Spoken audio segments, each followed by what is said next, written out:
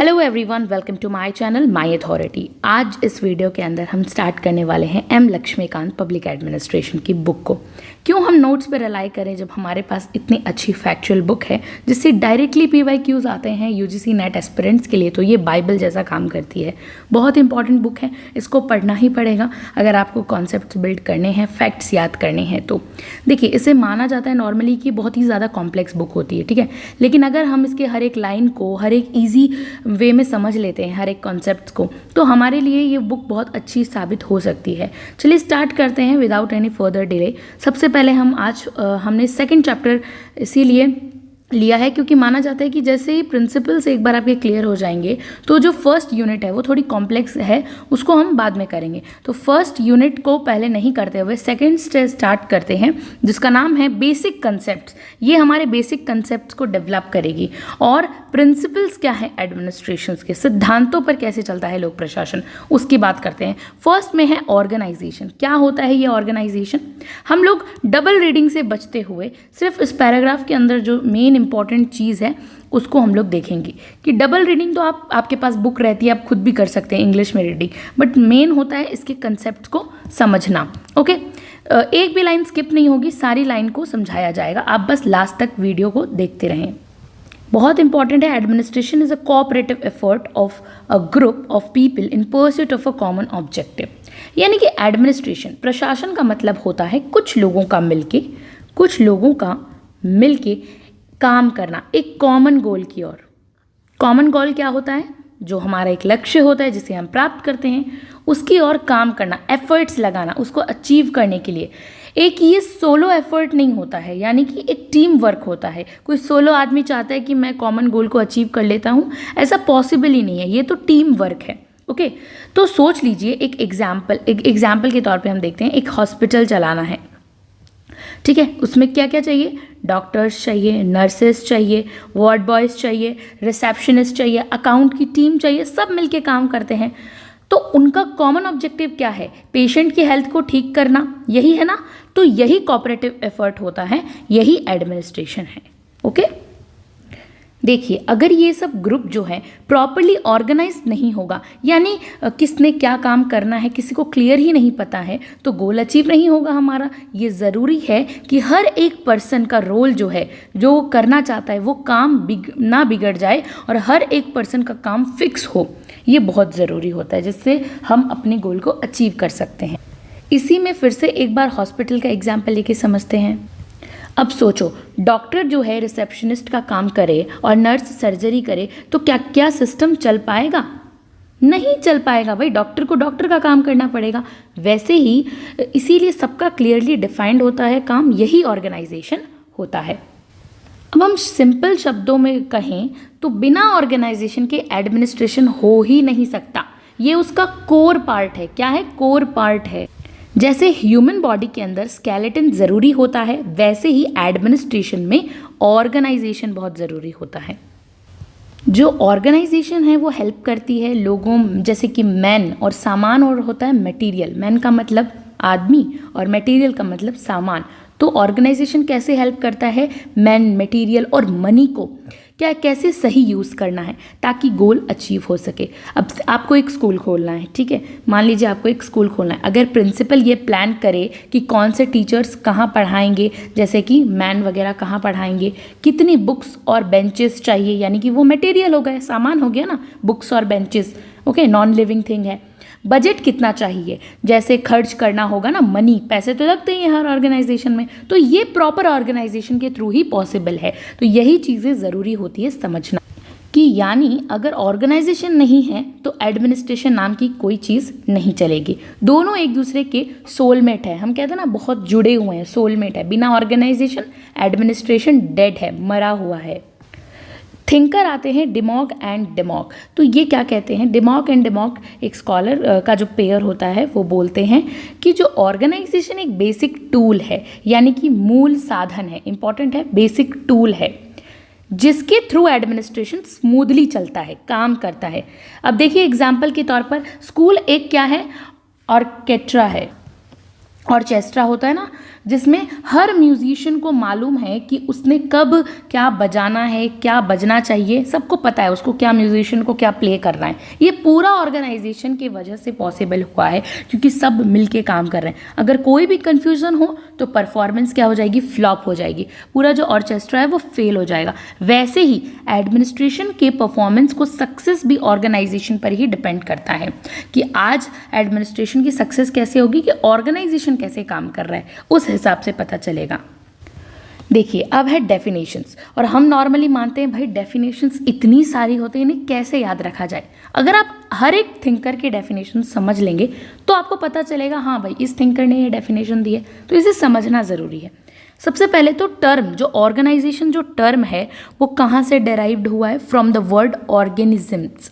इसका मतलब क्या है, यहाँ से पहली बात तो ये टर्म आया है which means an organised body. इसका मतलब होता है कि एक ऐसी संरचना, एक ऐसी बॉडी जिसमें सब पार्ट्स, जितने भी ऑल पार्ट्स होते हैं उसके एक दूसरे पे डिपेंडेंट होते हैं, मतलब निर्भर होते हैं एक दूसरे के ऊपर और मिलके एक कॉमन काम करते हैं। यही हुआ इसका मतलब। अब सोचिए एक ह्यूमन बॉडी है, ओके ये एक ह्यूमन बॉडी है, इसके तो हार्ट्स भी होंगे, मतलब एक इसका हार्ट भी होगा, लंग्स होंगे, ब्रेन होगा, इसके हैंड्स होंगे, सब एक दूसरे के साथ कनेक्टेड है। अब ये थोड़ी है कि इसका हाथ अलग है और पैर कहीं और, ये सब जुड़े हुए ही तो हैं, तभी तो एक ह्यूमन बॉडी चल रही है। अगर एक पार्ट फेल हो जाए तो पूरी बॉडी पे इफेक्ट पड़ता है ना। वैसे ही ऑर्गेनाइजेशन में सब लोगों के रोल्स इंटरडिपेंडेंट होते हैं, एक दूसरे पर आश्रित होते हैं, निर्भर होते हैं। पहले राइटर आते हैं जो थिंकर हैं वो हैं मोने। वो क्या कहते हैं ऑर्गेनाइजेशन को लेके, organisation is the form of every human association for the attainment of common purpose. Mooney ने ये कहा है, ये कह रहे हैं जब भी लोग एक साथ किसी कॉमन गोल के लिए मिलके काम करते हैं तो जो सिस्टम वो बनाते हैं उसे ही ऑर्गेनाइजेशन कहते हैं। बहुत आसान इन्होंने डेफिनेशन दी है। जैसे कि स्कूल बनाना है तो हमने एग्जाम्पल देखा था, जैसे प्रिंसिपल, टीचर, कलर की सब मिलके सिस्टम बनाते हैं जिसमें हर किसी का रोल निर्धारित होता है। यही सिस्टम क्या कहलाता है, ऑर्गेनाइजेशन कहलाता है। हर्बर्ट साइमन नेक्स्ट थिंकर हैं, वो क्या डेफिनेशन देते हैं, ये कहते हैं कि साइमन ने ये कहा है कि ऑर्गेनाइजेशन एक प्लान्ड यानी सोचा समझा, प्लानिंग करते हैं ना हम, हर चीज़ पहले से ही सोच के रखते हैं, तो ये एक प्लान्ड सिस्टम होता है, यानी सोचा समझा सिस्टम है जिसमें हर मेंबर का अपना एक रोल जिम्मेदारी, हर एक मेंबर को अपनी रोल जिम्मेदारी का ज्ञात होता है, पता होता है। जैसे कि ट्रैफिक पुलिस का सिस्टम देखिए, एक ट्रैफिक सिग्नल पे हर ट्रैफिक कॉप को पता होता है कि किस टाइम किस डायरेक्शन का ट्रैफिक स्टॉप करवाना है, पता रहता है उनको कि सामने से आना है, इधर से, सबको अपना अपना जो वो कॉप होती है उसको पता होता है कौन सी लाइट हमें कहाँ पे, कौन से सिग्नल पे लाइट देनी है, रेड, ग्रीन, येलो, ये सब। तो सबका रोल पहले से ही फिक्स्ड है, प्लान होता है, सब ऑर्गेनाइजेशन कहलाता है। अब आ जाते हैं गुलिक। तो लूथर गुलिक क्या कहते हैं ऑर्गेनाइजेशन को लेके, वो कहते हैं ऑर्गेनाइजेशन एक ऐसी फॉर्मल अथॉरिटी है, क्या है, एक ऐसी फॉर्मल अथॉरिटी स्ट्रक्चर है जिसमें काम को छोटे छोटे पार्ट्स, सब डिविजन्स में, काम को कैसे सब डिविजन्स में बांटा जाता है। हर पार्ट जो होता है, हर पार्ट का रोल क्लियर होता है सबसे पहले तो, और सबको कोऑर्डिनेट करके गोल अचीव किया जाता है। हर पार्ट को कोऑर्डिनेट किया जाता है, फिर हमारा जो गोल है वो अचीव होता है। सोचिए एक कंपनी में मार्केटिंग टीम अलग, सेल्स है अलग, टीम अलग अलग, HR अलग है, ठीक है, कंपनी की बात कर रहे हैं, मार्केटिंग कंपनी की, जिसमें सेल्स टीम अलग है, मार्केटिंग टीम जो है वो अलग है, और जो HR उसकी टीम अलग है, सबके बॉस भी अलग अलग होते हैं।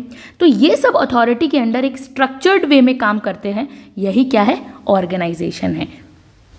इयन ग्लैडन जो है वो क्या कहते हैं ऑर्गेनाइजेशन को लेके, तो ग्लैडन बोलते हैं ऑर्गेनाइजेशन का मतलब है कि लोगों के बीच का रिलेशनशिप का जो पैटर्न है, जिसमें हर इंसान का जो कनेक्शन किसी पर्पस को पूरा करने के लिए डिज़ाइन किया गया है। वो ऐसे ही नहीं जुड़े हैं, वो कैसे, किसी पर्पस को अचीव करने के लिए, पूरा करने के लिए डिज़ाइन किया गया है, उनका रिलेशनशिप जो पैटर्न होता है।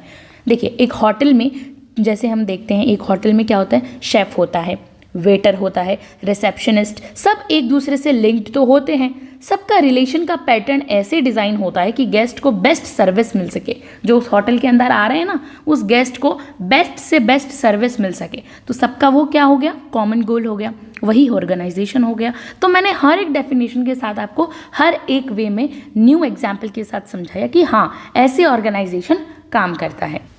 फिफ्नर क्या कहते हैं ऑर्गेनाइजेशन को लेके? फिफ्नर कहते हैं ऑर्गेनाइजेशन एक ऐसा सिस्टम है जहां लोगों और ग्रुप्स के बीच का रिलेशन ऐसे तरीके से बनाया गया है जिससे सबका काम जो है ऑर्डरली डिवाइडेड हो, यानी कि बराबर तरीके से ऑर्डर के रूप में डिवाइडेड होता है।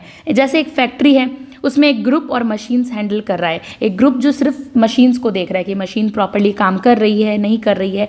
दूसरा ग्रुप क्या करता है, क्वालिटी चेक करता है, जो प्रोडक्ट बना है क्या उसकी क्वालिटी अच्छी है या नहीं है। हम जो मार्केट में डिलीवर करने जा रहे हैं तो फैक्ट्री में ये देखा जाता है। इन ग्रुप्स का रिलेशन ऐसे स्ट्रक्चर्ड किया गया है कि कोई काम जो है एक दूसरे के ऊपर है ना, ओवरलैप नहीं होना चाहिए। ये काम तुम कर लो, हम नहीं, सब काम ऑर्डरली डिवाइडेड होना चाहिए। यही ऑर्गेनाइजेशन है।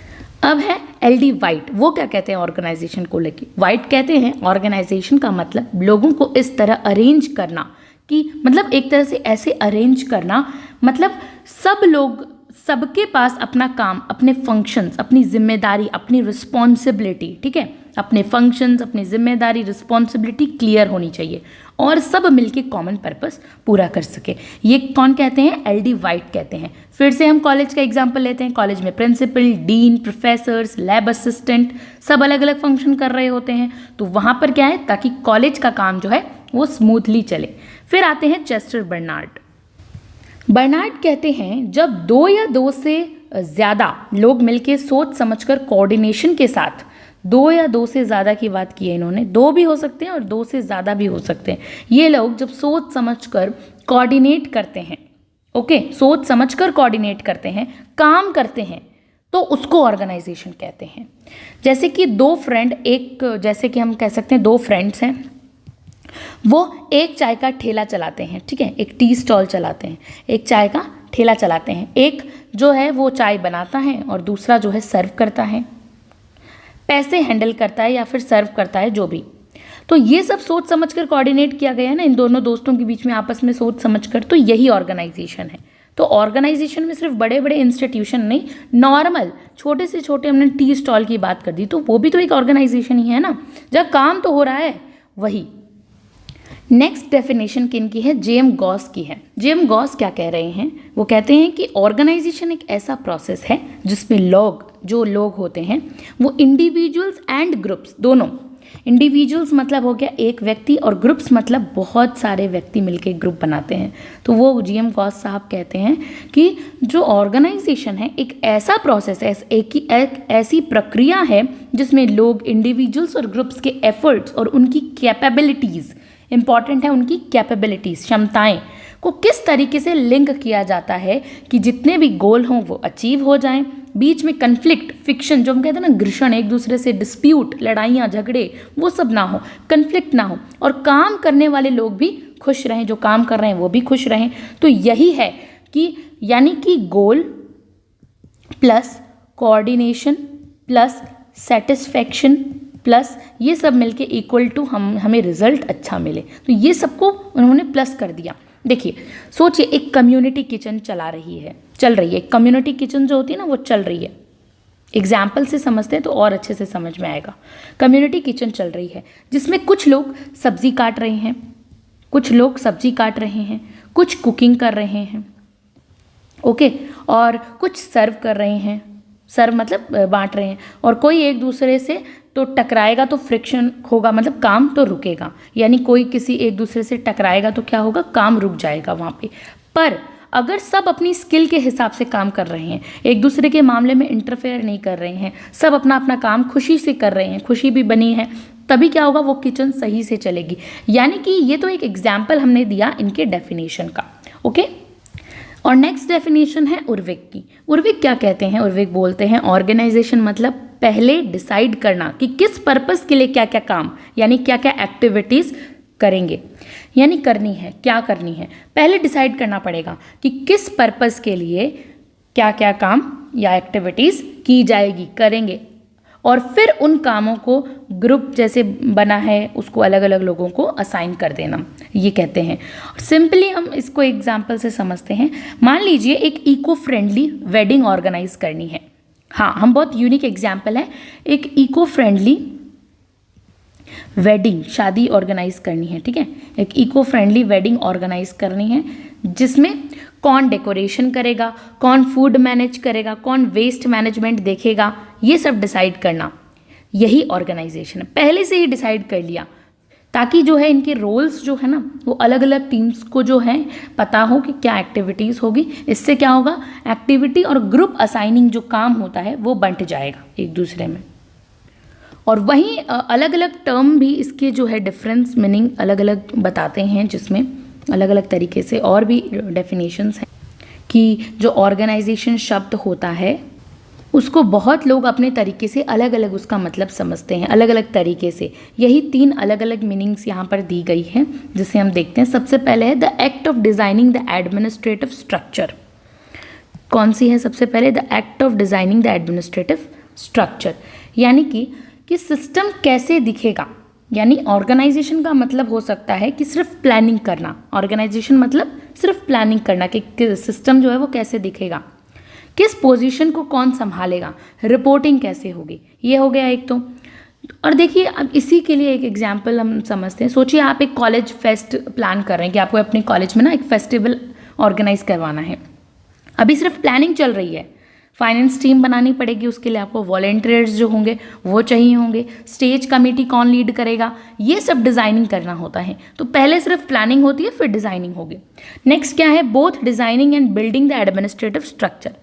यहाँ डिज़ाइनिंग के साथ साथ आप उस सिस्टम को ग्रुप पे ला रहे हैं, ग्राउंड पे ला रहे हैं, ठीक है। किस पे ला रहे हैं? ग्राउंड पे ला रहे हैं, रियल लोग असाइन कर रहे हो, ओके। और क्या कर रहे हो? सिस्टम्स इम्प्लीमेंट हो रहे हैं धीरे धीरे। अब डिज़ाइन जो आपने की है उसको आप लेकर आ रहे हो, इम्प्लीमेंट कर रहे हो। जो कॉलेज फेस्ट की प्लानिंग के बाद वाला एक्चुअल लोगों को रोल्स दे रहे हो, जैसे कि आपने फॉर एग्जांपल रिया है, उसको आपने फाइनेंस का काम दे दिया कि भाई तुम ये वाला फाइनेंस का काम संभालो। अमन है, उसको आपने डेकोरेशन का काम दे दिया। प्रिया को आपने स्पॉन्सरशिप दे दी। तो ये अलग अलग चीज़ें अलग अलग लोगों में आपने बांट दी। यही डिज़ाइनिंग प्लस बिल्डिंग है, डिज़ाइनिंग प्लस बिल्डिंग होती है, ओके। और फिर थर्ड चीज़ क्या है? द एडमिनिस्ट्रेटिव स्ट्रक्चर इटसेल्फ, यानी ऑर्गेनाइजेशन का मतलब है जो पूरा तैयार जो स्ट्रक्चर बन गया है हमारा, जिसमें लोग और रोल्स उसके फिक्स हैं, सिस्टम चल रहा है, वही एकदम अपने आप में स्ट्रक्चर है। अब जो हमारा फेस्टिवल चल रहा है, सब रोल्स परफॉर्म हो रहे हैं, हमारा कॉलेज का फेस्टिवल चल रहा है, स्ट्रक्चर अपना काम कर रहा है। तो हमने जैसा सोचा था, जैसी प्लानिंग की थी, उसी के हिसाब से सारा काम हो रहा है। तो ऑर्गेनाइजेशन एज अ स्ट्रक्चर के रूप में काम करता है। तो यही चीज़ें हैं जो हमें दिखाती हैं कि कैसे ऑर्गेनाइजेशन जो है यहाँ पर अपना रोल प्ले कर रहा है। ये 3 मीनिंग्स दिए गए हैं यहाँ पे हमें, जिसे समझना था। सब एक तरीके से मैकेनिस्टिक या स्ट्रक्चरल व्यू को दिखाते हैं, ओके। यानी सिस्टम को एक मशीन जैसा दिखाया जा रहा है यहाँ पर। इसमें लोगों को इमोशंस, इनफॉर्मल बॉन्डिंग्स या ह्यूमन रिलेशंस जो भी होते हैं उनको नहीं दिखाया जा रहा है, सिर्फ और सिर्फ एक एज अ स्ट्रक्चरल चीज़ दिखाया, मैकेनिस्टिक बताया ना, यानी मशीनी तौर पर। अगर आप एक ऑफिस में सिर्फ ये देखा जाए कि कौन किस पोस्ट पे है, किसको क्या काम की जिम्मेदारी दी गई है, बिना ये समझे कि लोग इमोशनली कैसे इंटरेक्ट कर रहे हैं, तो वो क्या होगा? मैकेनिस्टिक व्यू होगा, यानी कि मतलब मशीनीकृत तरीके से आप ऑर्गेनाइजेशन को देख रहे हो, okay. However, an organization is both a structure and a set of human relation. लेकिन रियलिटी में जब हम देखते हैं तो ऑर्गेनाइजेशन सिर्फ एक स्ट्रक्चर या चार्ट जैसा कुछ नहीं होता है। ये एक ऐसा सिस्टम भी होता है जिसमें ह्यूमन बॉन्डिंग भी होती है, इमोशंस भी होते हैं, ट्रस्ट, इनफॉर्मल रिलेशंस भी होते हैं। जब हम आगे पढ़ेंगे तब हमें और भी क्लैरिटी मिलती जाएगी। अब देखिए, सोचिए आप एक ऑफिस जहाँ मैनेजर का स्टाफ से फ्रेंडली रिलेशन है, मैनेजर जो है वो स्टाफ के साथ बहुत ज़्यादा फ्रेंडली, इनके बीच में रिलेशंस है। तो वो लंच टाइम में गैप जो वो होता है, गप्पे मारना, एक दूसरे से हेल्प करना, ये सब भी करेंगे। ये बॉन्डिंग भी ऑर्गेनाइजेशन का ही एक पार्ट होती है। इससे क्या बिल्ड होता है? टीम स्पिरिट बिल्ड होती है। इससे ना लोगों को सेटिस्फेक्शन भी मिलता है। तो ये हमारी इंपॉर्टेंट ऑर्गेनाइजेशन की बेसिक अंडरस्टैंडिंग थी। चलिए अब हम कैरेक्टरिस्टिक्स की बात करते हैं।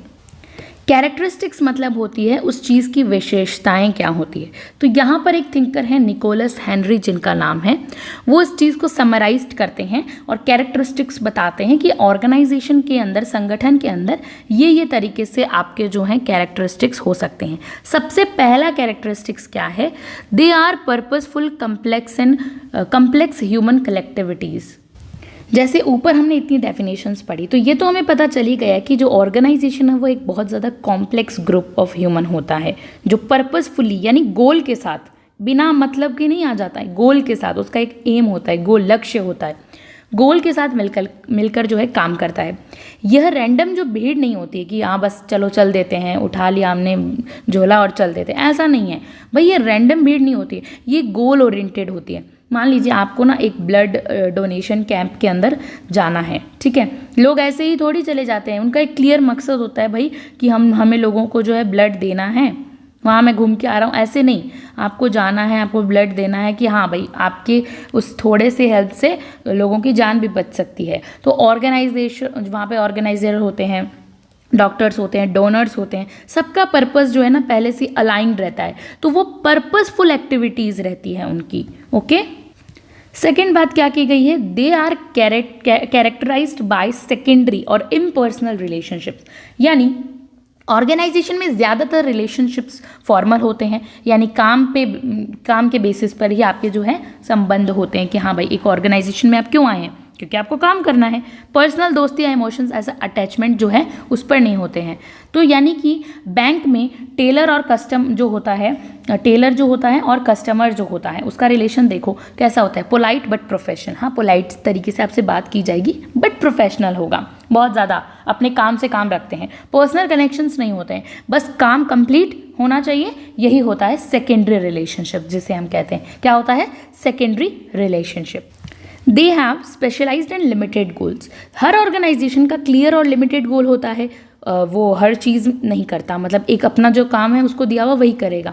हर किसी का स्पेशल फोकस एरिया होता है कि मुझे सिर्फ इस एरिया पे पर्टिकुलर इस एरिया पे फोकस करना है, ठीक है। जैसे कि फॉर एग्जांपल से समझते हैं IRCTC, सबने देखा है, सब टिकट्स वगैरह बनवाते हैं। IRCTC का क्या काम है, यही ना कि रेल टिकटिंग और चार्ट बनाना, ये सब काम है। वो बाइक्स या मोबाइल फ़ोन नहीं बेचता है, ठीक है। तो ये इसका काम फिक्स किया हुआ है, स्पेशलाइज्ड और लिमिटेड गोल है, यही ऑर्गेनाइजेशन का क्लियर लक्ष्य होता है, यानी क्लियर गोल होता है। They are characterised by sustained cooperative activity. Organisation तभी चलती है जब लॉन्ग टर्म कोऑपरेशन हो, मतलब टीम वर्क सिर्फ एक दिन का नहीं होना चाहिए, कंटिन्यूस होना चाहिए, लॉन्ग टर्म का आपको सहयोग मिलता रहना चाहिए। जैसे कि एक न्यूज़पेपर टीम में जर्नलिस्ट लिखता है, क्योंकि जर्नलिस्ट का काम क्या है, लिखना, एडिटर एडिट करता है, प्रिंटर वाला प्रिंट करता है, जो वेंडर होता है वो डिलीवर करता है न्यूज़पेपर। तो ये रोज चलने वाली टीम वर्क है। एक दिन आपने डिलीवरी नहीं दी ना न्यूज़पेपर की, तो फिर आपका तो वो काम, ऑर्गेनाइजेशन बिखर जाएगा। तो हर एक पर्सन को ऑर्गेनाइजेशन में डेली कोऑपरेट करके काम करना ही पड़ता है। यही है रियल ऑर्गेनाइजेशन की कोऑपरेटिव, सस्टेन यानी सतत। फिर है they are integrated within a larger social system, कि जो हर ऑर्गेनाइजेशन सोसाइटी के एक बड़े फ्रेमवर्क का पार्ट होती है, वो अलग से एग्जिस्ट नहीं करती है। कोई भी ऑर्गेनाइजेशन है, आप सोसाइटी का ही तो हिस्सा है, वो एक बड़ा सोसाइटी, एक बड़ा फ्रेमवर्क आ गया, उसका एक छोटा सा हिस्सा क्या हो गया, ऑर्गेनाइजेशन। तो लार्जर सोशल सिस्टम का ही इंटीग्रेटेड पार्ट होता है। यानी कि एक पुलिस डिपार्टमेंट सिर्फ अपने लिए नहीं होता है, वो सोसाइटी के लीगल, पॉलिटिकल, कल्चरल नॉर्म्स के अंदर काम करता है। वो सिर्फ ये नहीं कि मेरा पुलिस डिपार्टमेंट है तो मेरे रूल्स होंगे, वो with in a social ecosystem, जो हमारा इकोसिस्टम उसके अंदर का पार्ट होता है, उसके अंदर काम करता है। They provide services and products to their environment, यानी ऑर्गेनाइजेशन अपने आसपास के इन्वायरमेंट यानी वातावरण, जिसमें पब्लिक, मार्केट, सोसाइटी, ये सब चीज़ें आती हैं। तो ऑर्गेनाइजेशन अपने आसपास का जो ये इन्वायरमेंट, वातावरण को प्रोडक्ट्स या सर्विसेज देता है, ठीक है। यानी प्रोडक्ट्स भी बनाएगा तो वो देगा और सर्विसेज देगा, सेवाएं प्रदान करेगा, ये उनका मेन रोल होता है। जैसे कि आप देख लीजिए ओला जो सर्विस होती है, जो कार वगैरह, ओला एक सर्विस बेस्ड ऑर्गेनाइजेशन है, सोसाइटी को क्या करती है, कम्यूट सोल्यूशन देता है, इसीलिए ऑर्गेनाइजेशन सोसाइटी का कुछ ना कुछ देता ही रहता है। और अगर बिजनेसमैन वाला कोई ऑर्गेनाइजेशन तो वो प्रोडक्ट्स बनाकर देगा आपको, है ना। फिर नेक्स्ट है they are dependent upon exchange within their environment, यानी कि ऑर्गेनाइजेशन अपने इन्वायरमेंट पे डिपेंडेंट भी होती है, अपना जो वातावरण है उस पर निर्भर करती है, जैसे कि लोग हो गए, पैसा, रॉ मटेरियल्स, आइडियाज़, फीडबैक भी तो ज़रूरी है, सब इन्वायरमेंट से ही तो मिलता है उसको। सोचिए एक बेकरी है, केक वाली बेकरी है, वो लोगों से वीट यानी कि जो हम कहते हैं गेहूँ या फिर मैदा जो भी है, वो लोगों से वीट, मिल्क यानी दूध, शुगर ये सब खरीदती है। तो वो क्या हो गया, उसका क्या काम हो गया, इनपुट का काम हो गया। पहले उसको इनपुट चाहिए, अब क्या होगा, वो फिर उससे क्या करेगी, केक बनाएगी और केक बेचेगी। तब केक जो बेचेगी तो केक क्या निकल के आ गया, केक तो आउटपुट हो गया। तो यहाँ पे गिव एंड टेक रिलेशनशिप जो होता है, पहले लो और उसके बाद दो, ये जो है रिलेशनशिप है, गिव एंड टेक हम इसे कहेंगे। गिव पहले लेना है एंड देन उसको देना है आउटपुट के रूप में। ये ऑर्गेनाइजेशन का आधार होती है, बेस होता है। अब जो एल डी वाइट हैं वो क्या कहते हैं कि 3 प्राइमरी एलिमेंट होते हैं ऑर्गेनाइजेशन की। क्या है, 3 प्राइमरी एलिमेंट्स होते हैं, जिसमें सबसे पहले persons combined efforts and a common purpose. सबसे पहले तो बात ये आती है, वाइट कहते हैं, जो एल डी वाइट है वो कहते हैं कि ऑर्गेनाइजेशन 3 बेसिक चीज़ों से बनती है। वो क्या क्या होते हैं, सबसे पहले हम बात करेंगे पर्सन्स की। पर्सन्स यानी लोग हो जाते हैं। बिना लोगों के कोई ऑर्गेनाइजेशन हो सकता है क्या? अब हमने इतना कुछ पढ़ा, बिल्कुल नहीं हो सकता, ज़रूरी है, ठीक है। फिर कंबाइंड एफर्ट्स क्या होते हैं, मिलके काम करना यानी टीम वर्क करना, ये भी ज़रूरी हो जाता है। फिर थर्ड आता है कॉमन पर्पस, यानी सबका एक ही गोल होना चाहिए, मतलब सिमिलर गोल होता है। तो ये 3 चीज़ किन्होंने बताई हैं, एल डी वाइट ने बताई है, persons, combined efforts and common purpose. फिर हम बात करते हैं चेस्टर बर्नार्ड की, the elements of organisation according to Chester Barnard क्या क्या है। सबसे पहले कॉमन पर्पस की बात करते हैं। क्या है कॉमन पर्पस, यानी सबका एक ही गोल हो, जो एल डी वाइट ने कहा, कॉमन पर्पस भी इनकी बात। कम्युनिकेशन की बात भी कौन करते हैं, चेस्टर आई बर्नार्ड। चेस्टर आई बर्नार्ड लोगों के बीच सही संवाद होना ज़रूरी मानते हैं। वो कहते हैं बिना कन्फ्यूज़न के सही संवाद हो, बातचीत हो, तभी सब चीज़ें क्लियर रहेगी। तो कम्युनिकेशन को सपोर्ट करते हैं। और कहते हैं विलिंगनेस टू सर्व, यानी लोग खुशी से काम कर रहे हों, ज़बरदस्ती या मजबूरी से नहीं। आप जो है कोई काम करेंगे, मजबूरी से करेंगे तो फिर आप उसमें अपना 100% नहीं दे पाएंगे। तो खुशी से काम करना, कोई भी चीज़, बुक भी पढ़ रहे हो तो खुशी से पढ़ो, वीडियो भी देख रहे हो तो खुशी से देखो। जब तक आप किसी चीज़ से कनेक्ट नहीं कर पाओगे, विलिंगनेस नहीं रहेगी, अंदर खुशी नहीं रहेगी, तो वो चीज़ें भले कितनी बेहतर क्यों ना हो, हमें समझ में कभी नहीं आ सकती। तो इसके लिए ज़रूरी है विलिंगनेस टू सर्व।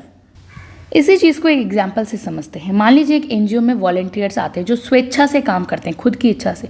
सबका क्या गोल है, वुमेन एम्पावरमेंट। कोई एक एनजीओ है, उसमें वहाँ पे सबका गोल क्या है, वुमेन का एम्पावरमेंट, सशक्तिकरण होना चाहिए वुमेन्स का।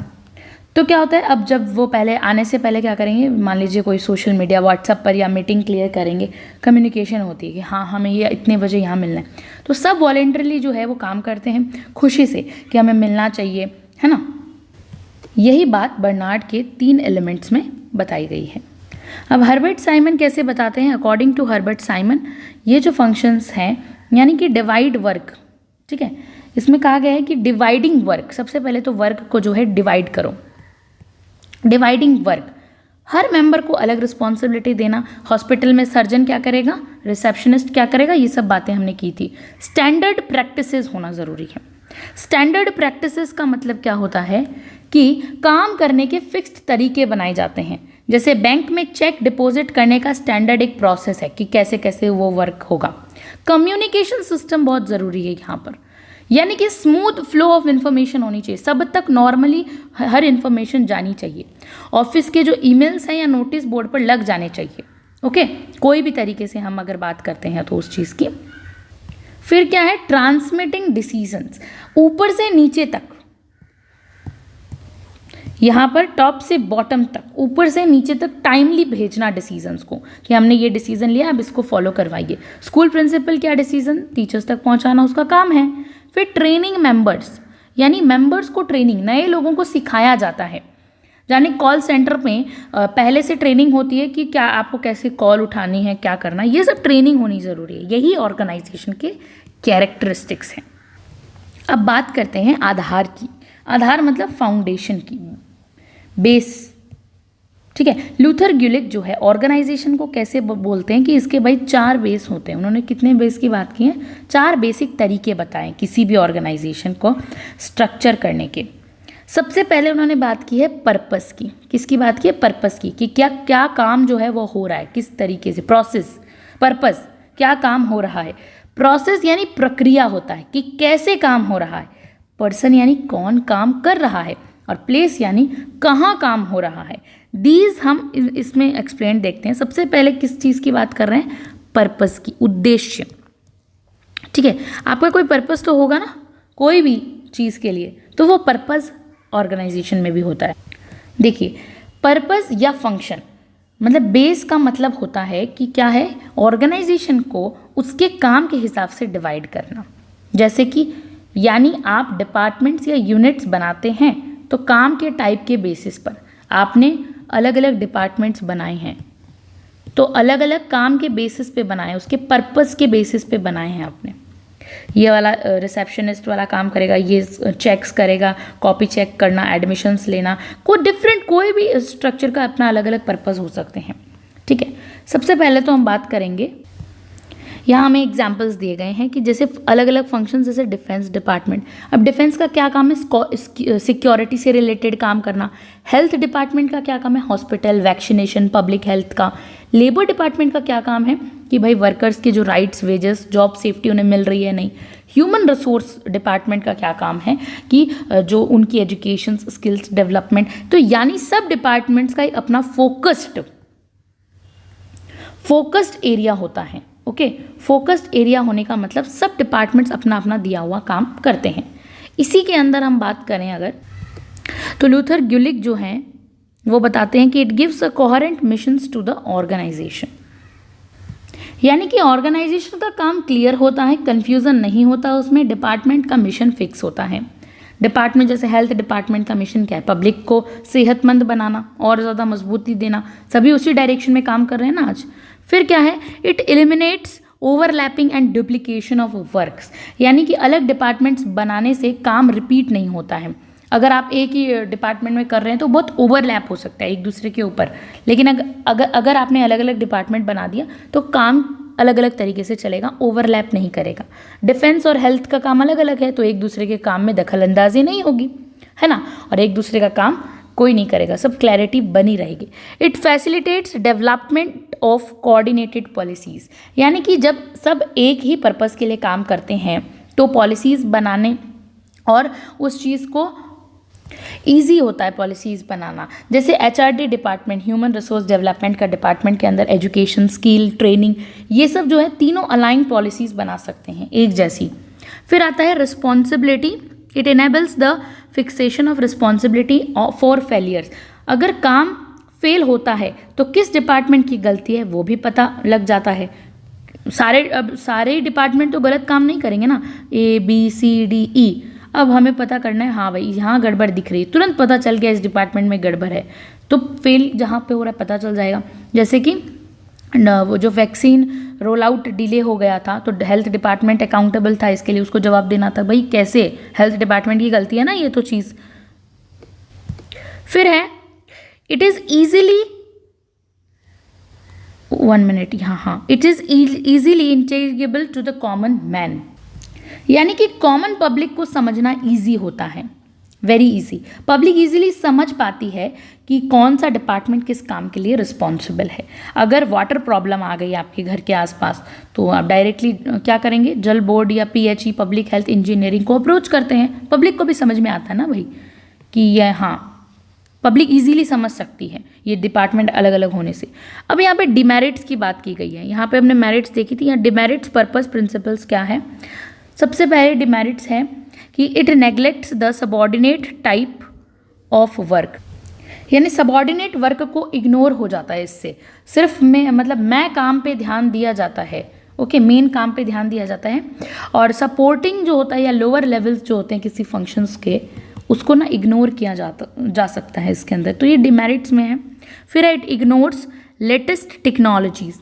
यानी कि जो इम्पोर्टेंट डिपार्टमेंट अपने अपने काम में बिजी होते हैं तो लेटेस्ट इनोवेशन, नई नई जो आजकल सुविधाएं मिल रही है, टेक्नोलॉजीज़ हैं, उन तक पहुंच ही नहीं पाती क्योंकि वो इतने बिजी रहते हैं। अब labour department AI based job जो होता है आजकल, तो आपको सबको पता है एआई आ गया है, तो जो लेबर आधारित डिपार्टमेंट है वो AI based job tracking systems मिल सकता है, पर वो अडॉप्ट नहीं करेंगे क्योंकि भाई उनका फोकस ट्रेडिशनल काम पे। अब लेबर जो है, आप घर मजदूर अब देख सकते हैं उठा रहे हैं, ठीक है, वो उनको क्या मतलब है एआई से, तो वो उन तक पहुंच भी नहीं पाता और वो इग्नोर हो जाता है।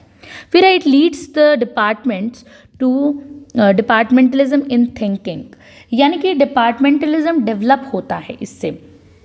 देखिए, डिपार्टमेंट्स अपने अपने जोन में ही काम करते हैं, ठीक है। अब मैंने जैसे बताया हेल्थ का अलग डिपार्टमेंट, वाटर का अलग, ये सब अलग अलग है, डिफेंस का अलग, तो सब अपने अपने डिपार्टमेंट में काम करते हैं। इससे क्या होता है, कॉपरेशन नहीं करते, एक दूसरे से कॉपरेशन नहीं करते, सब अलग अलग हो जाते हैं।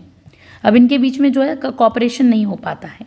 जैसे कि हेल्थ और एजुकेशन, ये हेल्थ का डिपार्टमेंट है, ये एजुकेशन का डिपार्टमेंट है, तो दोनों का कॉलअप कैसे हो सकता है। तो वो एक तो हेल्थ है, वो तो हेल्थ सेक्टर में काम करेगी, स्कूली क्षेत्र में काम करेगा, बट यहाँ पर मेरा काम नहीं कि एटीट्यूड से काम करते हैं डिपार्टमेंट्स जो होते हैं कि मैं क्यों करूँ इसका काम हेल्थ का, ऐसा भी रहता है इसमें।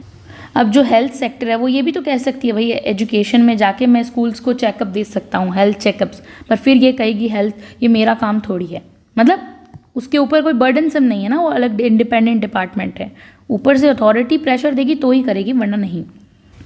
कुछ फेमस कमिटीज़ थी, उन्होंने भी जो है इसका पर्पस बेस्ड ऑर्गेनाइजेशन को रिकमेंड किया था, पर्पस बेस्ड ऑर्गेनाइजेशन होना चाहिए ऐसा कहा था, जिसमें से सबसे पहले हेल्डन कमेटी है, ये ईयर्स पूछ लिए जाते हैं आपसे।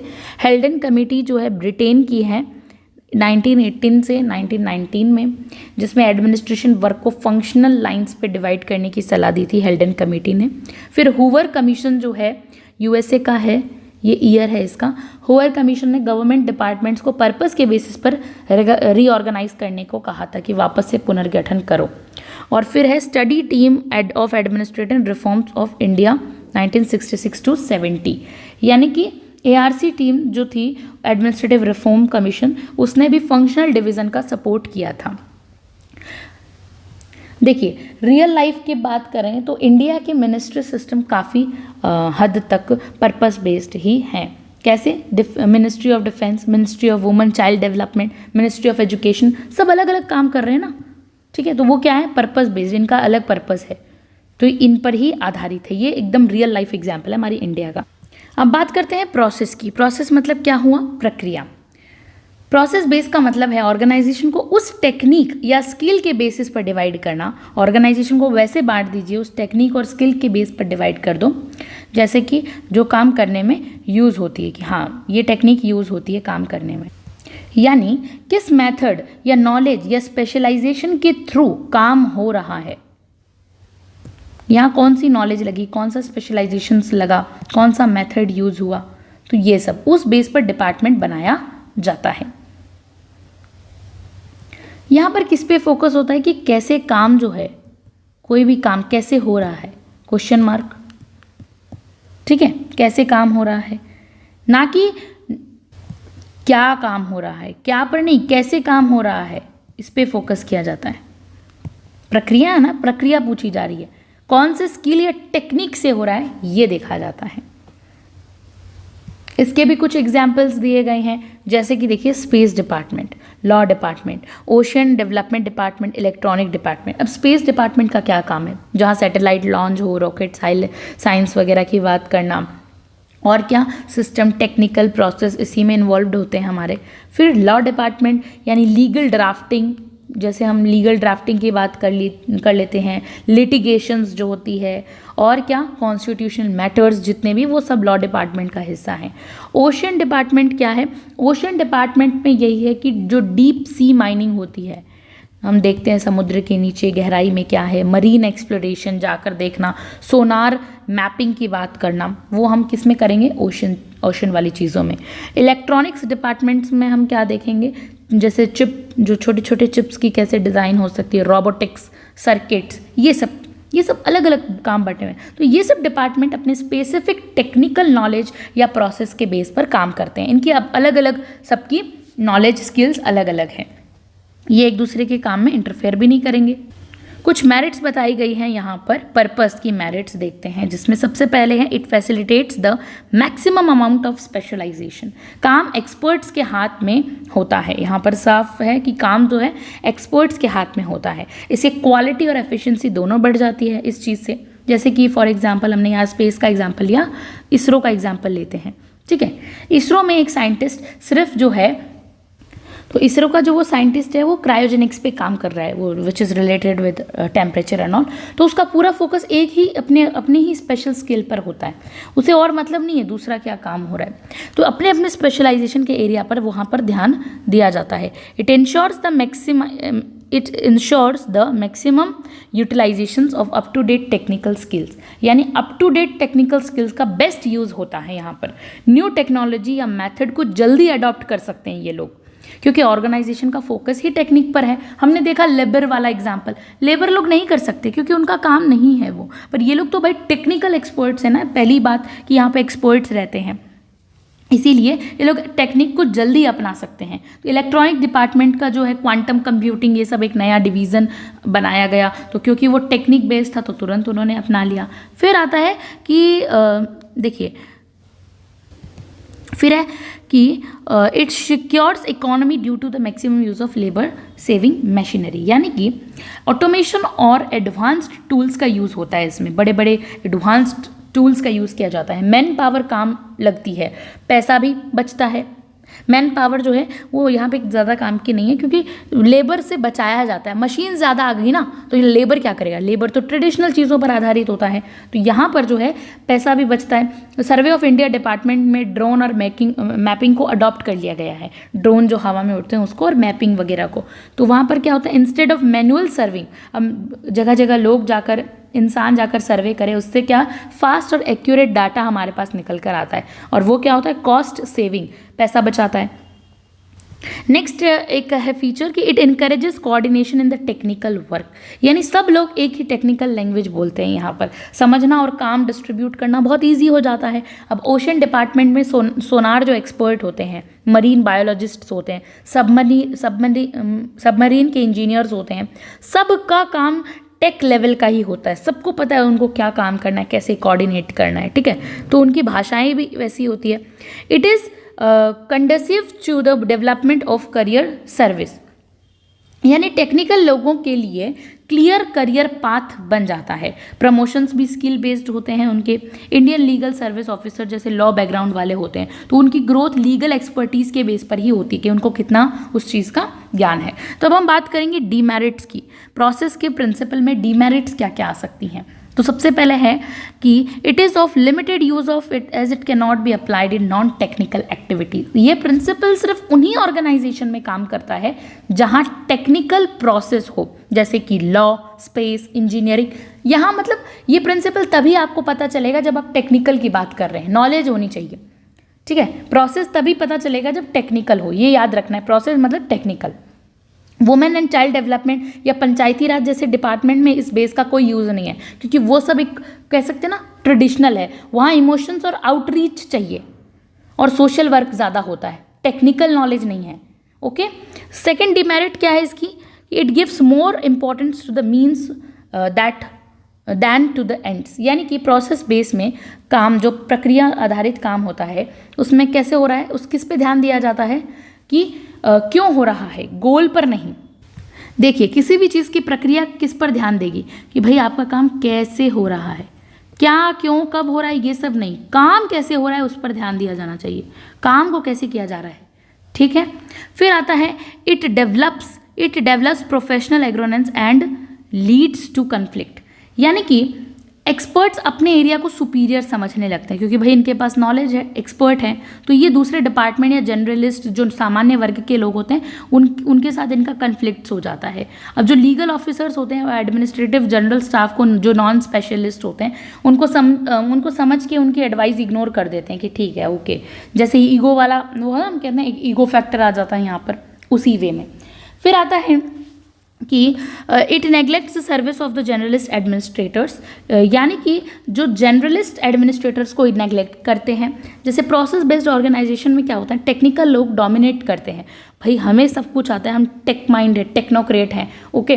तो जैसे कि हमें सब कुछ पता है, जिसे हम कह सकते हैं ना ब्रॉड डिवीज़न वाले एडमिनिस्ट्रेटर्स को इम्पोर्टेंस नहीं मिलती।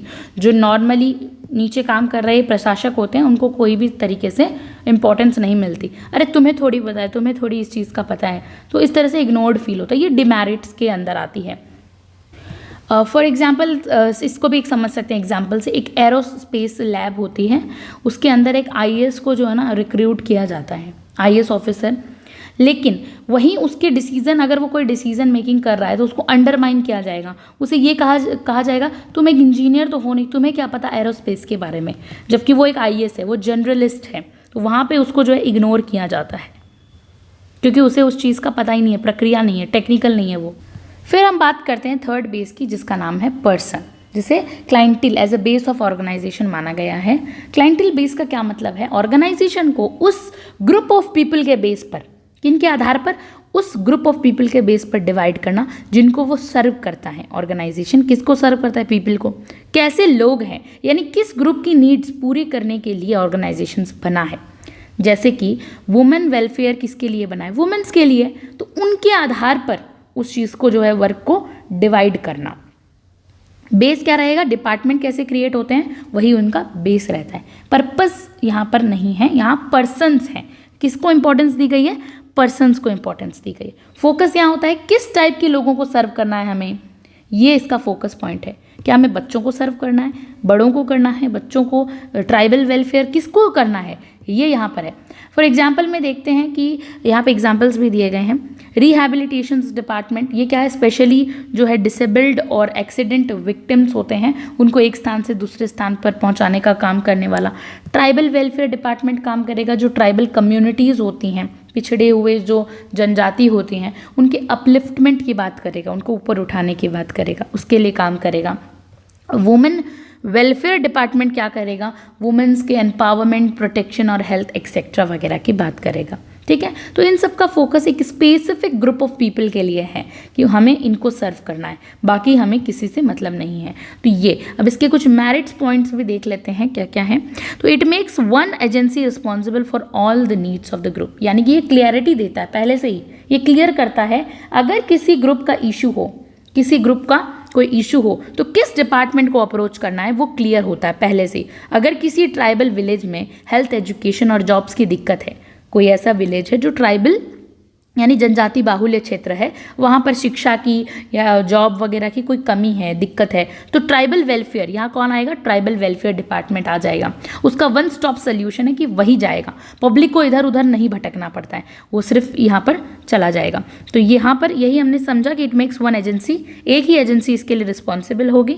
फिर आता है it facilitates coordination of different service provided for the beneficiaries, यानी कि एक ही एजेंसी जब एक ग्रुप को सब सर्विस दे रही हो तो अलग अलग काम कोऑर्डिनेट करना इजी हो जाता है। अब एक एजेंसी ही सब चीज़ हैंडल कर लेगी तो अब हम दूसरे काम पे ध्यान दे सकते हैं। यानी वुमेन वेलफेयर डिपार्टमेंट है, मान लीजिए वुमेन वेलफेयर डिपार्टमेंट शादी के बाद सपोर्ट ग्रुप, स्किल ट्रेनिंग और लीगल हेल्प सब कुछ एक प्लेटफॉर्म पर देता है वुमेन्स को। जैसे कि सर्विस इंटरकनेक्टेड हो जाती है तो और इजीली वुमेन्स को हेल्प मिल जाती है। ओके, फिर उसके बाद बेनिफिशियरीज को हेल्प मिलती है।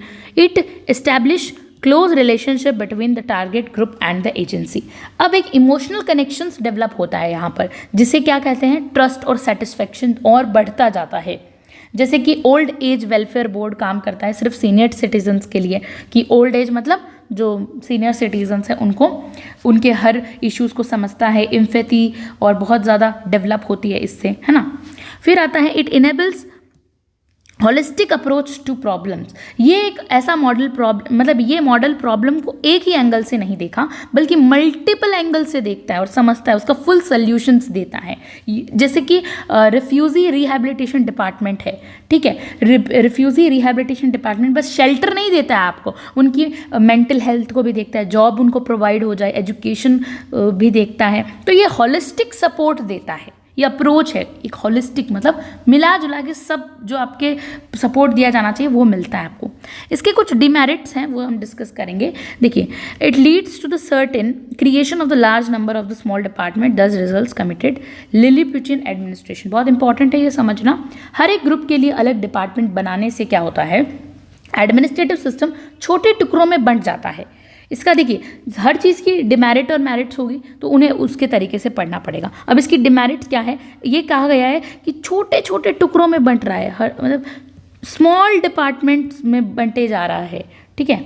उससे क्या होगा, अगर माइनॉरिटी कम्युनिटी के लिए, अगर हर माइनॉरिटी कम्युनिटी के लिए, जैसे फॉर मुस्लिम है, फॉर कोई भी ऐसी माइनॉरिटी कम्युनिटी है, उनके लिए अलग अलग डिपार्टमेंट बन गए, तो जैसे कि मान लीजिए नोमैड्स हैं, फिशरमैन्स हैं, रैग पिकर्स हैं, ये सब तो माइनॉरिटी कम्युनिटीज़ ही है ना। तो इनके लिए क्या आप इतने डिपार्टमेंट बनाएंगे, इतने छोटे छोटे डिपार्टमेंट बनाएंगे, तो ये क्या हो जाएगा, यहाँ से डिपार्टमेंट्स जो बनेगा पर सिस्टम वीक हो जाएगा।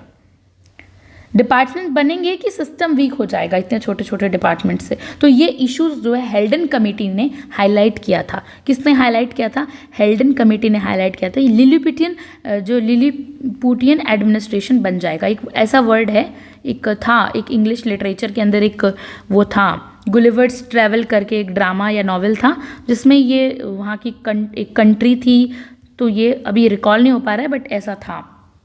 सो ये लिलिपुटियन एडमिनिस्ट्रेटिव मतलब छोटी और कमज़ोर एडमिनिस्ट्रेटिव यूनिट्स बन जाएगी, इसका यही मतलब है। फिर एक बात कहता है ये कि it creates jurisdictional disputes between departments, यानी कि अक्सर डिपार्टमेंट्स का काम ओवरलैप कर जाता है। अक्सर जो डिपार्टमेंट्स होते हैं वो ओवरलैप कर जाते हैं कि किस इशू पे किस डिपार्टमेंट का कंट्रोल है, ये क्लियर नहीं होता है। यानी कि एक ट्राइबल वुमेन को डोमेस्टिक वायलेंस का इशू हो रहा है कि भाई मुझे घर पे मेरे साथ हिंसा हो रही है, अब ये ट्राइबल वेलफेयर देखेगा या वुमेन वेलफेयर, तो इस तरह से कन्फ्यूज़न हो रहा है।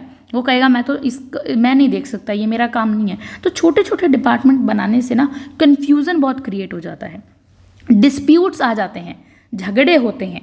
तो फिर it violates the principle of specialisation due to multi functional character, यानी कि क्योंकि एक ही डिपार्टमेंट को हेल्थ, एजुकेशन, लॉ सब कुछ करना होता है, तो डीप नॉलेज मिसिंग होती है इसमें। अब एक इंसान क्या क्या करेगा, हेल्थ देखेगा, एजुकेशन देखेगा, लॉ देखेगा।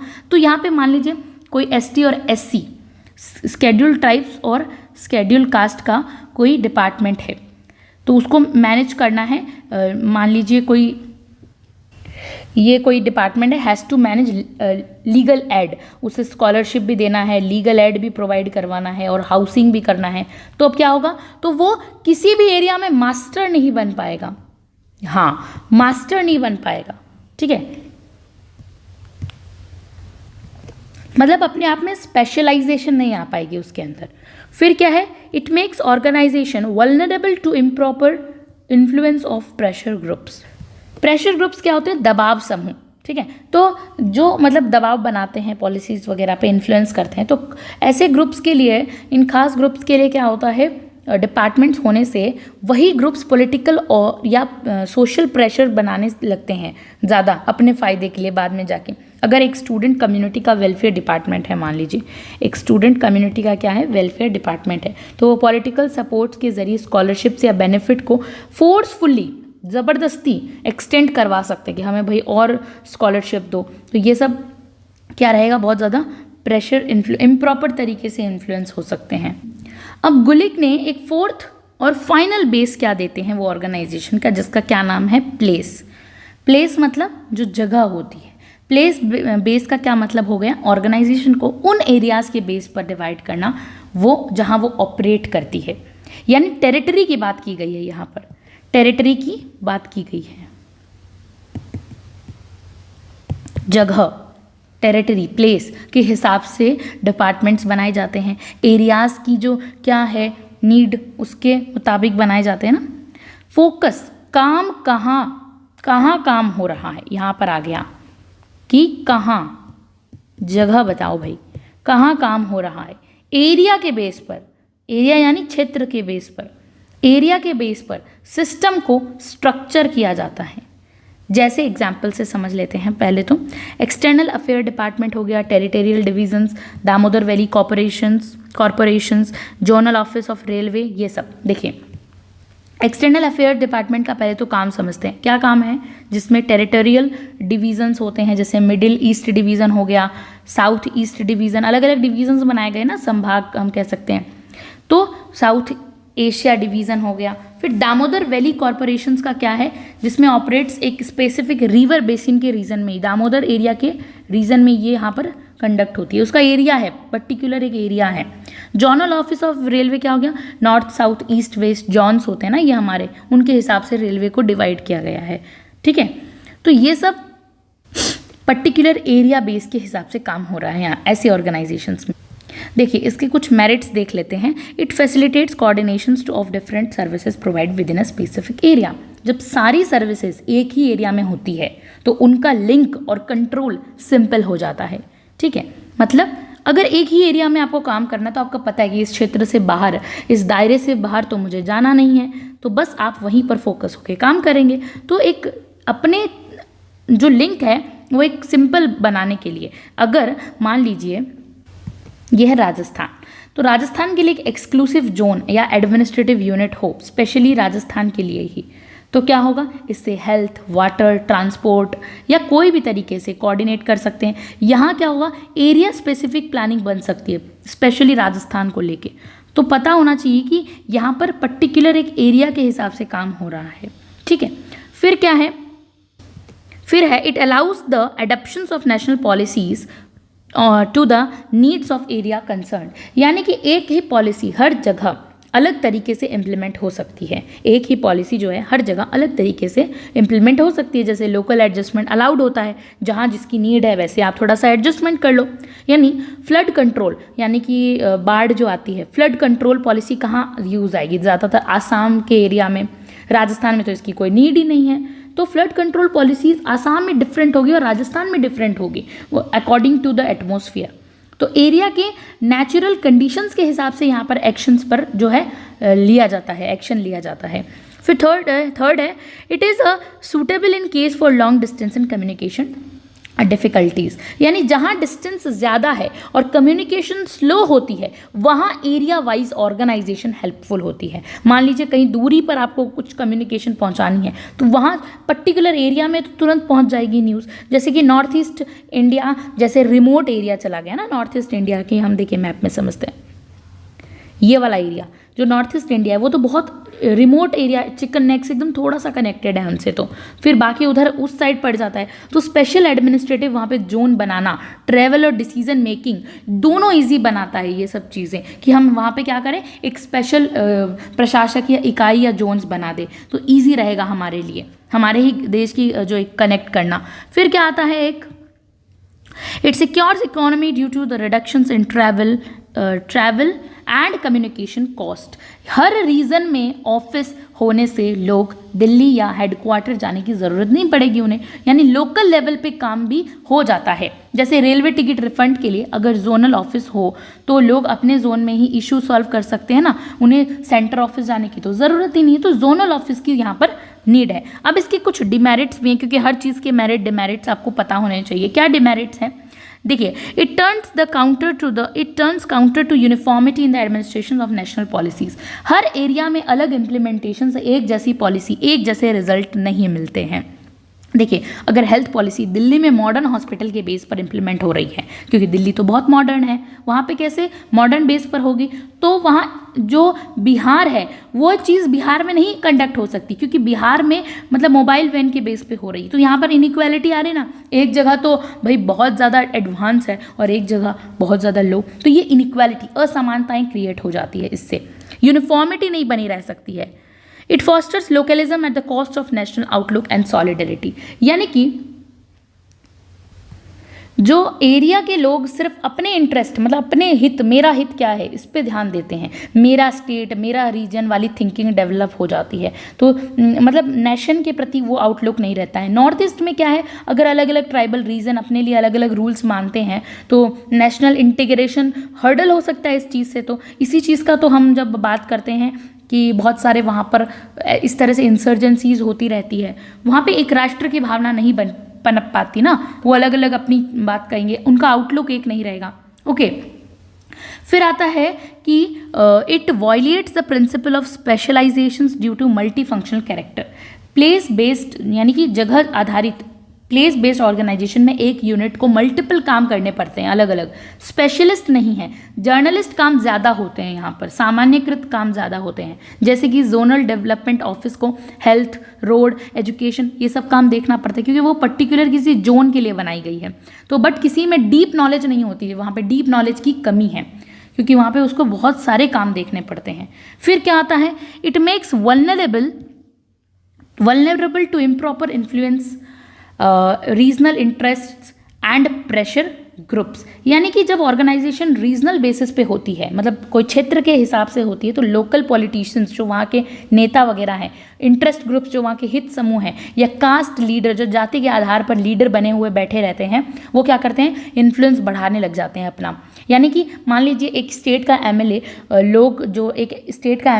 लोग लोकल जोन ऑफिस पे प्रेशर डालते हैं कि उनके एरिया के जो प्रोजेक्ट्स हैं वो जल्दी अप्रूव हो जाएं, इवन अगर वो प्रायोरिटी में नहीं होते हैं तब भी वहाँ के लोकल लोग उन पे, एडमिनिस्ट्रेटर्स पे अपना क्या है, एक वो डालते हैं कि भाई हमारा काम जल्दी कराओ, प्रेशर करो। ये पर्टिकुलर, क्योंकि भाई उन एडमिनिस्ट्रेटर्स को तो उन जोन में रहना पड़ेगा, वो जाएंगे कहाँ, नहीं काम करेंगे तो वैसे फंस जाएंगे, तो वहाँ पर उन पे एक प्रेशर क्रिएट हो जाता है, तो इससे हर्डल हो जाती है उनकी परफॉर्मेंस। तो यही था आज के ग्रुप में, हमने पूरे ऑर्गेनाइजेशन को डीपली समझा। आई होप आपको बहुत अच्छे से समझ में आया होगा basic concept of organisation. Thank you so much for watching this video.